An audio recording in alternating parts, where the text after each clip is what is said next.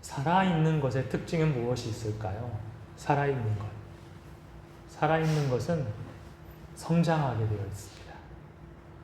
하늘의 하나님 나라의 것도 마찬가지예요. 생명력이 있기 때문에 성장을 하게 되어 있어요. 우리가 영적으로 건강한 사람이라면 우리 안에 사랑, 또 우리 안에 있는 믿음이 점점점 이렇게 성장하게 되어 있습니다. 그런데 우리 안에 있는 이런 사랑이나 믿음이 성장하지 않는다면 무언가 문제가 있는 것이 되겠죠. 뭔가 결함이 있는 것이 되는 거예요. 그래서 그것을 알고 내 안에 믿음이 좀 성장하지 않는 것 같네, 사랑이 성장하지 않는 것 같네, 이런 의식을 가지고 처치를 하게 되면 다시 우리는 성장할 수가 있게 되는 것이죠. 오늘 또 말씀을 나누면서 우리에게 주신 믿음의 은사들을 한번 점검해 보았으면 좋겠습니다. 우리 지난 시간에 우리는 지적 동의나 신념으로 신앙생활하지 않고 무엇으로 신앙생활해야 된다고 말씀을 드렸냐면 하나님이 주시는 믿음, 또 하나님과 같은 믿음으로 우리가 신앙생활을 해야 된다라고 말씀을 드렸어요. 믿음에는 두 가지가 있습니다. 아까 신념이나 지적 동의와 같은 자연적인 믿음이 있어요. 믿지 않는 사람들도 갖고 있는 그런 믿음들이 있어요. 자연적인 믿음. 그리고 두 번째는 하나님으로부터 받은 초자연적인 믿음이 있어요. 이 중에서 우리에게 꼭 필요한 믿음이 무엇이겠습니까? 자연적인 믿음이겠습니까? 초자연적인 믿음이겠습니까? 성도에게는 하나님이 주신 이런 믿음이 있어야 된다는 거예요. 그럼 이 믿음은 어떻게 받는다고 했죠? 기도. 지난 시간에 말씀 다시 한번 되새겨 봅시다. 로마서 10장 17절에 무엇이라고 되어 있냐면 믿음은 들음에서 나고 들음은 그리스도의 말씀으로 말미암는다고 되어 있잖아요. 그래서 믿음은 그리스도의 말씀을 들을 때에 생겨나는 거예요. 초자연적인 믿음은 어떻게 생겨난다고요? 그리스도의 말씀을 내 귀로 들을 때 생겨나는 거예요. 그래서 말씀을 계속해서 묵상해야 되는 것입니다. 성경을 읽어야 되는 거예요. 한번 생각해 보세요. 그러면 성경을 많이 통독하는 게 좋을까요? 꼼꼼히 정독하는 게 좋을까요?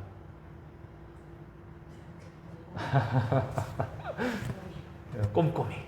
그럼 1번이 없습니까? 1번? 다 2번이신가요? 자, 그러면 음식을 많이 먹는 게 좋을까요? 천천히 꼭꼭 씹어 먹는 게 좋을까요? 네. 요즘 먹방 보세요, 먹방? 가끔씩 쯔양? 그러니까 음식을 엄청나게 먹더라고요. 한 달 식비가 1,000만 원 정도 나온대요. 얼마나 먹는지.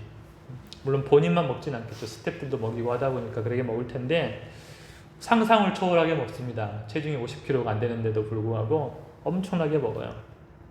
그러면 그렇게 많은 음식 중에서 내 몸으로 들어오는 양은 얼마나 될 것 같아요? 영양분이 거의 다 밖으로 그냥 흘려보내는 것이 되겠죠. 그렇게 많이 먹게 되면.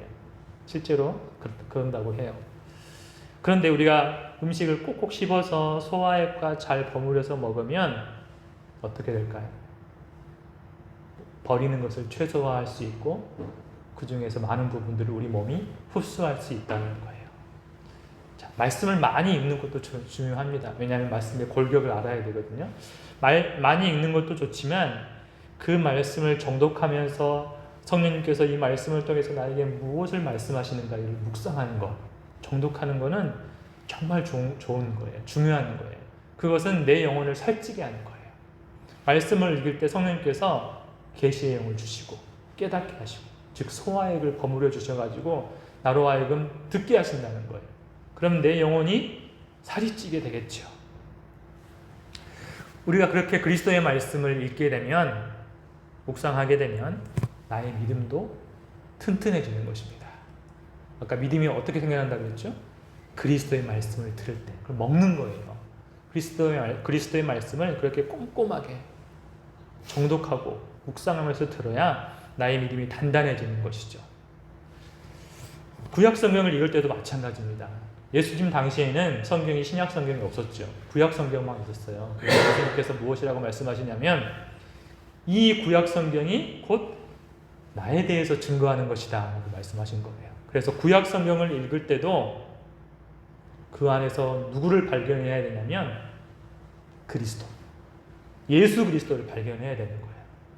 그러면 그 말씀이 나에게 양약이 되고 양분이 되는 것입니다. 그러면서 내 안에 하나님이 주신 믿음이 점점점 성장해 가는 것이죠. 우리 말씀을 읽을 때는 좋은 스승을 만나야 됩니다. 우리에겐 좋은 스승이 계시죠. 그 스승이 누구세요? 성령님이 계십니다. 성령님이 깨우쳐 주시는 거예요. 그래서 읽으면서 성령님께 먼저 간구하는 거예요. 말씀 묵상집 여러분 그냥 읽지는 않으시죠? 말씀 묵상할 때 먼저 무엇하라고 거기 나와 있어요? 성령님께 기도하라고 나와 있어요. 성령님께서 가르쳐 주시는 거예요. 그렇게 성령님과 대면하면서 말씀을 묵상할 때에 우리 영혼이 잘 될 것입니다. 그럼 우리의 영혼이 잘 되면 범사가 잘 될 줄로 믿습니다. 믿음이 성장하게 되면 자연적인 삶에서 하늘 영역의 삶을 경험할 수가 있게 되는 거예요.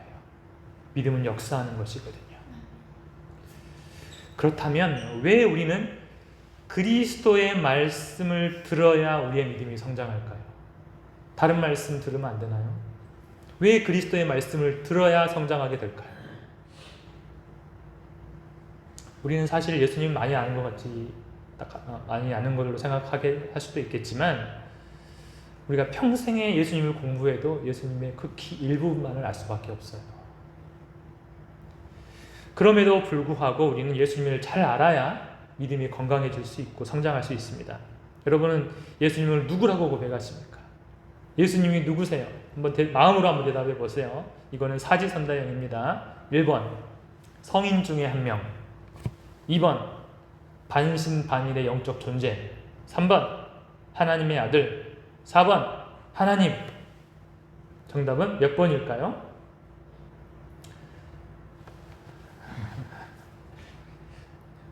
우리 예수님은 삼위일체 하나님이시죠. 삼위일체 하나님 들어보셨죠?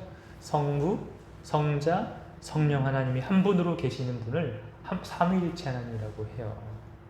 이 삼위일체 하나님을 믿지 못하면 우리 믿음이 출발하지 못하는 거예요. 아니, 출발선에서 출발하지를 못해요. 우리의 믿음이. 우리는 예수님을 하나님으로 믿고 있으니까 하나님으로 믿어야만, 삼위일체 하나님으로 믿어야만 우리의 믿음이 드디어 출발할 수 있는 거예요. 이 예수님이 어떤 분이신지 오늘 말씀에 잘 나와 있습니다. 히브리서 1장에 나와 있는데 오늘은 3절까지만 읽었어요. 우리 2절부터 한번 읽어보겠습니다. 시작. 이 모든 날 마지막에는 아들을 통하여 우리에게 말씀하셨으니 이 아들을 만유의 상속자로 세우시고 또 그로 말미암아 모든 세계를 지으셨느니라. 아멘. 자, 이 말씀에서 특별히 눈에 들어오는 구절이 있습니까? 단어가 있습니까? 상속자. 상속자는 뭐예요? 소유자죠, 소유자. 근데 어떤 상속자예요? 만유의 상속자. 그러니까 만유의 소유자는 누구라는 것입니까? 예수님이라는 거예요. 예수님이 이 만유를 소유하고 계시는 것입니다. 이 사실을 믿길 바랍니다. 또 후반절에 뭐라고 되어 있어요? 그로 말미암아 모든 세계를 지으셨느니라. 이 말씀이 우리에게 믿어지기를 소망합니다. 예수님으로 말미암아 세상을 하나님께서 창조하신 거예요. 태초에 하나님께서 빛이 있으라 말씀하실 때 그 현장에 누가 계신 거예요? 예수님이 계신 거예요. 그리스도의 말씀으로 이 세상을 창조하셨거든요. 3절에 더욱 정확하게 말씀하십니다. 우리 3절 한번 읽어보겠습니다. 이는 하나님의 영광의 광채시요 그 형상이시라. 그의 능력의 말씀으로 만물을 붙드시며 죄를 정결하게 하는 일을 하시고 높은 곳에 계신 지극히 크신 이의 우편에 앉으셨느니라. 아멘. 하나님의 영광의 광채시요 그 본체의 형상이라는 말씀이 곧 예수님이 누구라는 말씀입니까? 하나님이시라는 거예요. 예수님이 하나님이다 라고 말씀하고 있는 거예요. 서양글 성경에는 하나님의 실상 그대로이십니다. 하나님의 실상 그대로이십니다 라고 되어 있어요. 그 다음은 어떻게 말씀합니까? 그의 능력의 말씀으로 만물을 붙드신다. 그리스도의 말씀으로 지금 만물이 지탱하고 있는 거예요. 우리는 들리지 않아서 모른다고 쳐도 지금 그리스도의 말씀으로 지금 만물이 지탱해 가고 있다는 것입니다. 우리는 예수님에 대해서 그동안 어떤 십자가나 죄 용서에 대해서만 많이 몰입을 해왔는데 사실 그것은 일부입니다. 그것은 일부였고 하나님은 지금도 예수 그리스도의 말씀을 통해서 세상을 지탱해 가고 계시는 거예요. 그래서 복음서에 나타난 예수님이 행하신 일들을 보세요. 창조주가 아니면 하실 수 없는 일들을 막 하시는 거예요. 기억나는 게 뭐가 있습니까? 병든 사람을 고치시고 또 죽은 자도 살리시고 귀신을 내어 쫓으시고 그뿐만 아니죠. 자연세계를 통제하세요. 폭풍이 막 광풍이 일어나는데 예수님께서 어떻게 말씀하세요? 풍랑아 잠잠하라. 폭풍아 잠잠하라 하니까 순식간에 잠잠해지잖아요. 또 예수님이 바다 위를 물 위를 막 걸어가세요. 이렇게 하나님이 아니시면 행할 수 없는 기적들을 예수님이 막 행하시는 거예요. 또 어떤 일을 하셨습니까? 죽은 자를 살리셨고 또 죄를 용서해 주셨어요. 죄를 용서해 주셨다는 것은 어떤 의미냐면 사람으로 하여금 지옥의 심판에서 벗어나 천국으로 가게 하신다는 거예요. 이게 바로 죄 용서예요. 아, 너 용서해 줄게. 단순하게 말이 아니에요. 이것은 우리가 그 죄로 인해서 지옥에 가야 되는데 지옥에서 천국으로 이끌어 주신다는 거예요. 누가 할 수 있어요, 이 일은? 하나님이 아니면 할 수 없는 거예요. 지옥과 천국의 열쇠를 갖고 있지 않으면 하실 수 없는 일인 거예요. 그래서 예수님은 곧 누구시라는 것입니까? 하나님. 그래서 성경에 쓰여진 걸 잘 보면 복음서나 다른 성경들을 보면 이방인들에게는 예수님을 하나님으로 전합니다. 신으로 전해요. 근데 유대인들에게는 하나님의 아들로 전해요. 그들에게 좀 반발을 줄이기 위해서. 그래서 이 성경을 쓴 저자들은 예수님을 누구로 믿고 있었다는 거예요? 하나님으로 믿고 있었다는 거예요. 우리에게도 그런 믿음이 확실하게 있기를 소망합니다. 우리의 믿음은 삼위일체 하나님을 온전히 내 마음에 받아들이고 그리스도의 말씀을 인정하고 들을 때에 그분 안에 있던 하나님의 믿음, 초자연적인 믿음이 우리 안에 들어오게 되는 것입니다. 믿음의 출발점은 어디라고요? 삼위일체 하나님을 믿는 것에서 출발하는 것입니다. 이게 출발점이에요. 만물을 지탱하시는 그리스도의 말씀을 날마다 들으시는 우리 성도님 되시기를 소망합니다. 그분이 우리도 지탱할 수 있습니다. 우리의 심령을 열고 그분의 말씀이 우리 안에 들어오게 만들면 그분이 우리를 지탱해 주실 줄로 믿습니다. 이 그림 한번 보세요. 언제 많이 보셨죠?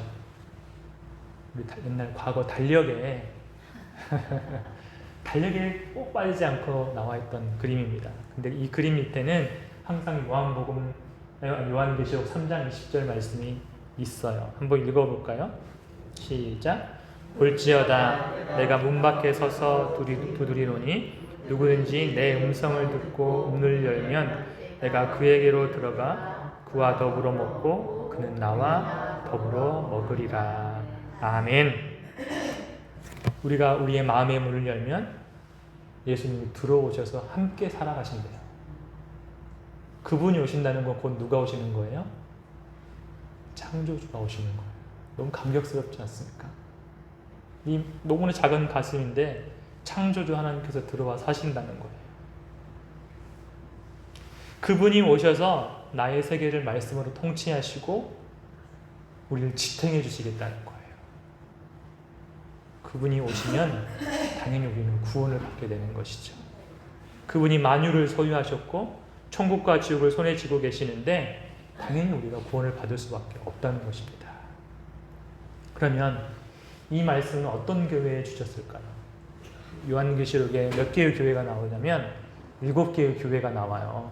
그 중에서 어떤 교회에 주셨냐면 라오디게아 교회에 주셨어요.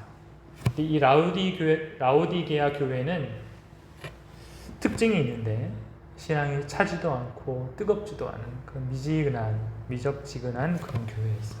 즉 믿음이 단단하지 않은 그런 교회였습니다. 예수님을 마음에 모시지 못했기 때문에 이 말씀을 주신 거잖아요. 지금 라오디게아 교회 안에 계신다는 거예요? 밖에 계신다는 거예요? 밖에 계신다는 거예요. 두드리고 계신다는 거예요, 지금. 이 라오디게아 교회는 지금 오늘날 교회와 비슷해요. 그 교회가 스스로 뭐라고 말했냐면 우리는 부유한 교회야. 돈을 많이 벌었고 모자라는 것이 아무것도 없어. 그렇게 고백했던 교회였어요. 마치 오늘날 교회 같죠. 교회가 부유해지면서 예전처럼 절박하게 하늘의 것을 사모하지 않고 성령의 은사를 추구하지도 않게 됩니다. 마치 생명보험 하나 들어놓은 것처럼 형식과 의무감으로 교회를 다니는 것처럼 보인달까요? 아니면 혹시 지옥 갈지 모르니까 면죄부 하나 사놓자 하는 심정으로 교회를 다니고 있진 않은지 우리는 냉철하게 한번 이 시대를 점검을 해보아야 된다는 거예요.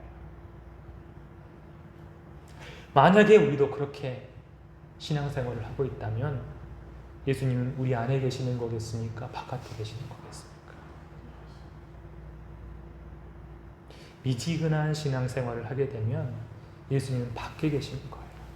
예수님께서 라오디게아 교회에게 뭐라고 말씀하시냐면 토하여버리겠다 했어요. 미지근하니까 토하여버리겠다.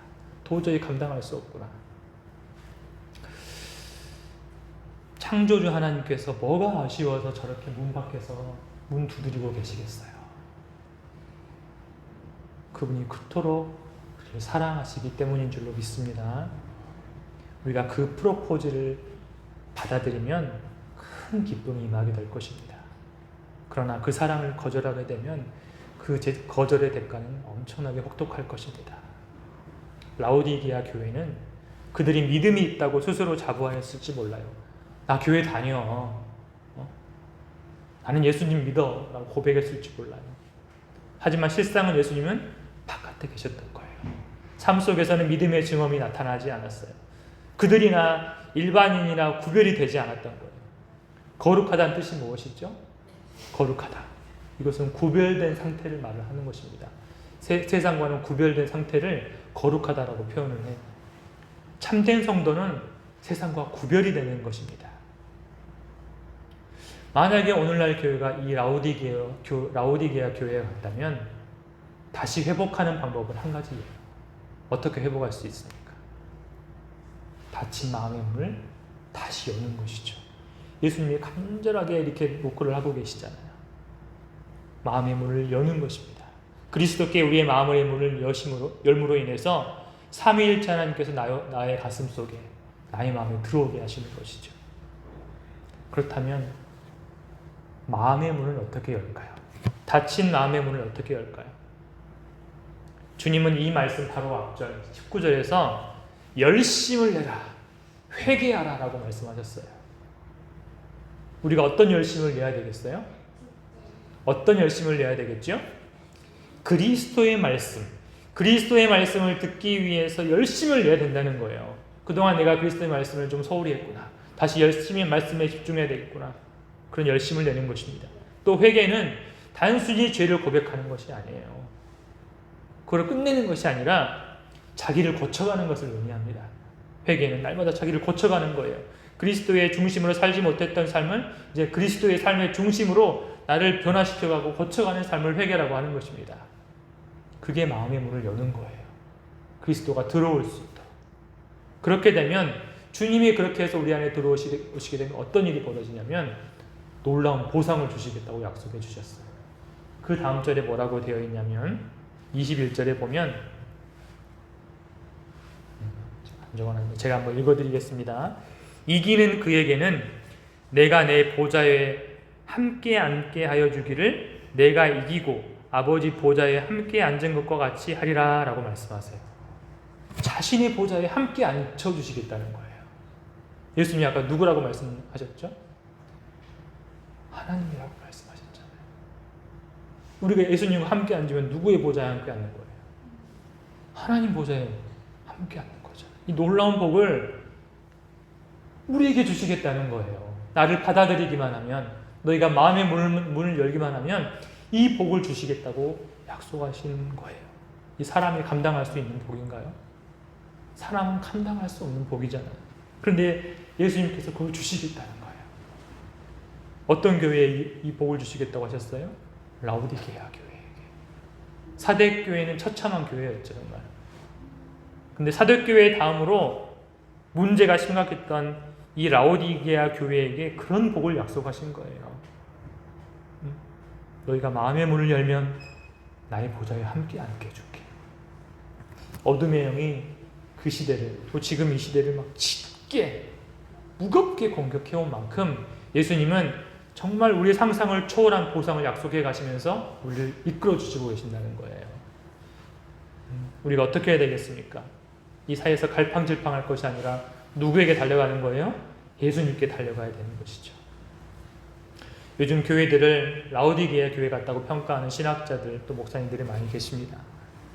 그렇다면 우리가 지금 우리의 믿음의 수준에 만족해하지 말고 더 열심을 내야 할 줄로 믿습니다. 주님이 자신의 보좌에 함께 앉게 해주시겠다는 거잖아요. 너무 좋으신 분이잖아요. 능력과 선함과 아름다우심이 우리 상상을 초월하신 분이세요. 이렇게 좋은 분을 섬기고 있다는 게 우리에게 너무나 감사한 일입니다. 거룩한 욕심을 한번 내보기를 소망합니다. 우리 인생 길지 않다고 다들 느끼고 계시잖아요. 남은 시간을 믿음을 위해 투자해 보는 거예요. 그리스도의 말씀에 집중하는 인생이 돼보는 것이죠. 그리스도의 말씀이 나를 지탱할 수 있도록, 만유를 붙들고 계시는 것처럼 나를 붙들 수 있도록 그리스도께 한번 집중해 보는 것입니다. 그렇게 이 계절을, 이 봄을 지내기를 예수님의 이름으로 권면합니다. 그렇게 될 때에 우리의 믿음이 비약적으로 성장하게 될 줄로 믿습니다. 자연적인 믿음에서 초자연적인 믿음의 세계로 우리 자신이 나아가게 될 줄로 믿습니다. 믿음은 땅의 법칙을 초월해서 천상에서 일어나는 일들이 땅에 일어나게 만드는 힘을 갖고 있습니다. 믿음은 우리로 하여금 도덕적인 것뿐만 아니라 영적으로 세상과 구별되는 삶을 살게 만드는 거예요. 우리로 하여금 하늘의 신령한 사람이 되게 만든다는 것이죠. 이를 위해서 우리 주 예수 그리스도가 창조주 하나님이심을 믿으시기를 바랍니다. 우리의 믿음이 예수님께 완전히 뿌리 내리게 해야 되는 거예요. 그분으로부터 생명의 능력이 내 혈관을 타고 들어오게 해야 된다는 거예요. 마치 태아가 엄마의 자궁 속으로 막 파고 들어가지고 혈관을 뻗어서 엄마의 피를 빨아먹는 것처럼 우리가 예수님께 그렇게 뿌리 내리기를 간절히 소망합니다. 잠깐 말씀을 한번 정리해 보겠습니다. 우리가 하나님으로부터 받은 것이 사랑과 믿음이 있어요. 이 사랑은 어떻게 받고 어떻게 성장시킨다고 말씀드렸죠? 로마서 5장 5절 말씀대로 하나님의 성령이 우리 마음에 부어졌을 때 사랑이 들어온다고 말씀을 드렸습니다. 그러면 나는 사랑이 좀 부족한 것 같아. 사랑이 좀 필요해. 사랑으로 충만하고 싶어. 이런 소원이 있으면 어떻게 해야 될까요? 무엇을 구해야 될까요? 사랑은 무엇으로 들어오니까? 성령으로 들어오니까 성령 충만을 간구해야 되겠죠. 사랑이 필요하면 무엇을 구한다? 성령 충만을 구하는 것입니다. 그리고 성령님을 따라서 행하면 사랑의 열매가 맺혀지는 거예요. 그러면 사랑은 더욱더 성장하게 될 것입니다. 다음으로 믿음은 어떻게 받고 어떻게 성장합니까? 로마서 10장 17절에 뭐라고 되어 있어요? 그리스도의 말씀을 들음으로 우리 안에 믿음이 생긴다고 그랬죠. 그래서 나는 믿음이 필요해. 믿음의 사람이 되고 싶어 한다면 어떻게 해야 되겠어요? 말씀 충만한 사람이 돼야죠. 말씀 충만. 그리스도의 말씀을 묵상하는 일에 열심을 내면 됩니다. 그렇게 믿음이 생기면 믿음을 선포하면 믿음의 결과를 경험할 수가 있게 되고 그 결과를 통해서 나의 믿음이 더욱더 단단해지는 거예요. 그럼 나는 믿음의 갑옷을 입게 되는 것입니다. 자, 사랑이 필요하면 어떻게 해야 된다고요? 성령 충만. 이건 공식처럼 외워야 돼요. 사랑이 필요하면 무엇을 구해야 된다? 성령 충만. 믿음이 필요하면 말씀 충만. 다시 한번. 사랑이 필요하면 성령 충만. 믿음이 필요하면 말씀 충만. 그리스도의 말씀으로 충만하게 하옵소서. 이렇게 기도하면서 말씀을 읽어야 된다는 거예요. 그래서 말씀에 가득 살아계시는 예수 그리스도를 얻기를 소망합니다. 자, 그러면 그렇게 들어온 믿음을 우리는 어떻게 성장해 갈 수가 있을까요? 어떻게 성장시킬 수 있을까요? 성도가 가장 많이 하는 실수가 뭐냐면 느낌대로 믿으려 한다는 거예요. 좋은 느낌이 와야 믿음이라고 생각하고 믿으려 한다는 거예요. 물론 이제 그런 좋은 분위기가 형성될 때가 있어요. 그러나 참된 믿음은 나의 느낌 그 위에 무엇을 얻는 거냐면 그리스도의 말씀을 얻는 것입니다. 나의 느낌 위에 그리스도의 말씀을 두는 것입니다. 우리는 타락한 본성과 함께 살아가고 있어요. 우리의 느낌, 우리의 감정, 이런 것들이 하나님의 믿음에 우호적일 리가 없습니다. 때로는 강렬하게 저항하는 것을 경험할 수가 있어요. 그럴 땐 믿음의 싸움이 필요해요. 우리의 감정, 생각, 이런 것들이 나의 믿음에 우호적이었던 걸 경험해 본 적이 있습니까? 대부분 반대합니다. 안 될 것 같은데 의심을 심어주고 두려움을 심어준다는 거예요. 그래서 그럴 때마다 우리 느낌과 감정과 싸우는 믿음의 싸움이 필요합니다. 태어나면서부터 심장에 문제를 갖고 있던 어떤 분이 계셨어요. 선천적으로 심장에 기형이 있어가지고 태어날 때부터 문제가 있었습니다. 그래서 청소년기까지 건강하게 살 수가 없었습니다.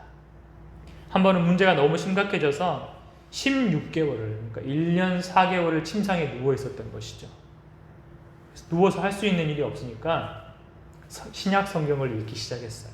청소년기에. 그러다가 마가복음 11장 22절부터 24절의 말씀이 자신의 눈에 들어왔다고 해요. 그때부터 이 말씀으로 믿음의 싸움을 시작했어요.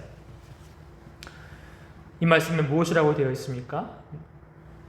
누구든지 이 산더러 들리어 바다에 던져지라고 말하며 그 말하는 것이 이루어질 줄 믿고 마음에 의심하지 아니하면 그대로 될 것이다. 예수님의 말씀이에요. 또 내가 너에게 말하노니 무엇이든지 기도하고 구하는 것은 받은 줄로 믿으라. 그러면 너에게 그대로 될 것이다. 이렇게 말씀하신 예수님의 말씀입니다. 근데 이 말씀이 이 어린 영혼을 흔들기 시작하는 거예요. 하나님이 지금 그에게 이 말씀을 통해서 믿음을 주기 시작하는 거예요.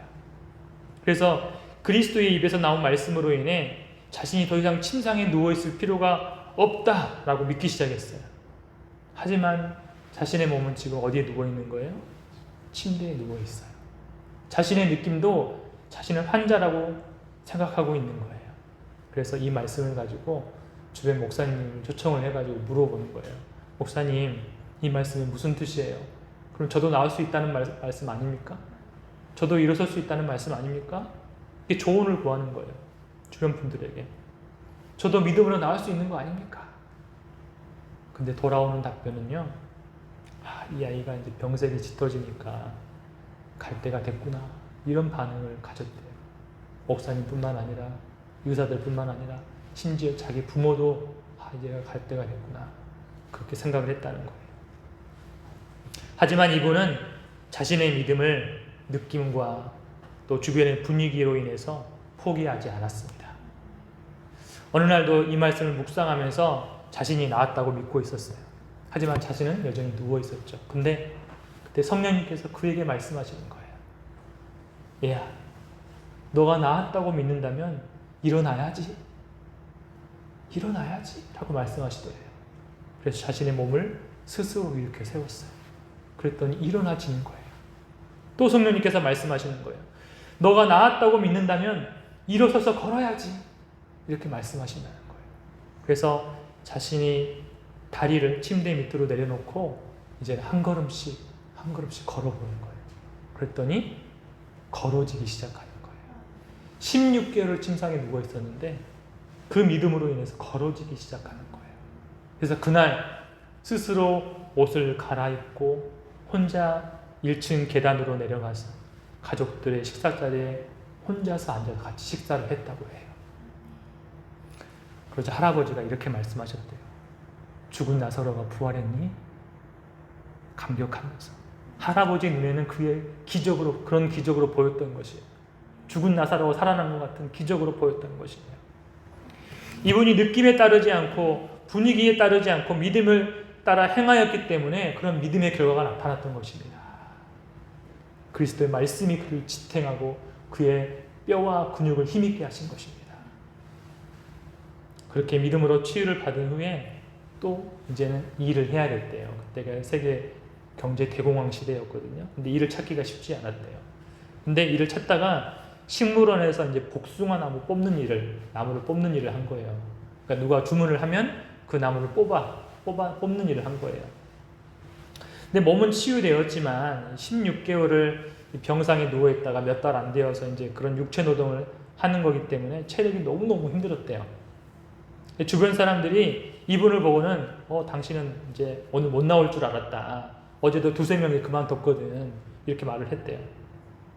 하지만 이분이 고백을 하는 거예요. 주님이 아니었으면 나도 못 나왔을 거야. 하나님의 능력이 나의 힘이니까. 이렇게 고백을 한 거예요. 그랬더니 주변에 있는 친구들이 막 화를 냈대요. 근데 이분은 웃으면서 주님을 찬양합니다. 나는 내일 또 오고 또 그 다음날 또 올 수 있어요. 주님이 나의 힘이니까요. 이렇게 고백을 했대요. 사실 그분의 느낌대로라면, 감정대로라면 그날 자신도 나올 수도 없었다고 해요.